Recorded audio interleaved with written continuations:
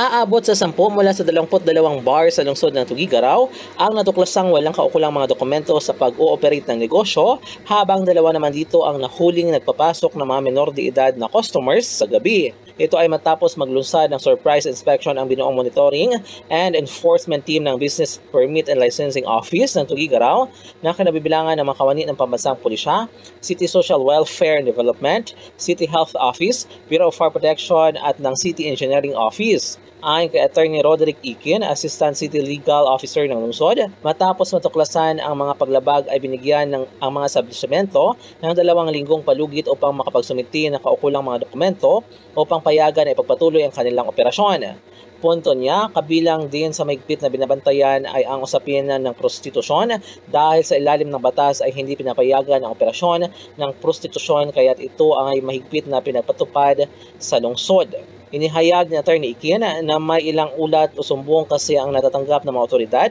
na may kalakalan sa usapin ng prostitusyon sa mga bar sa lungsod, habang ang iba naman ay nagsisilbing pansiterya sa umaga, ngunit bar naman sa gabi. Inihalimbawa nito ang 2 pansiterya na nadatnan ng kanilang grupo nang sila ay mag-inspeksyon sa Barangay Nakfunan East na ang ginagamit na permit ay para sa operasyon ng pansiterya, ngunit alak at nagsisilbing bar ang negosyo sa gabi. Bukod pa dito ay nadatnan din nila sa lugar na may mga kabataang menor de edad ang pinapasok at nagiinuman sa loob ng bar ng 10 oras ng gabi. Binigyang diin ni Attorney Ikin na kung sakaling muling ay may sinumang may-ari ng negosyo na lumabag at ay mahaharap sila sa kaukulang parusa dahil hindi pinapayagan ng batas na ang pagbibigay ng permiso upang magbenta ng laman at walang kaukulang mga legal na dokumento sa pagpapatakbo ng negosyo. Sinabi nito na matapos ang 2 linggo na palugit ay muli silang magsasagawa ng pagsusuri at kung hindi pa rin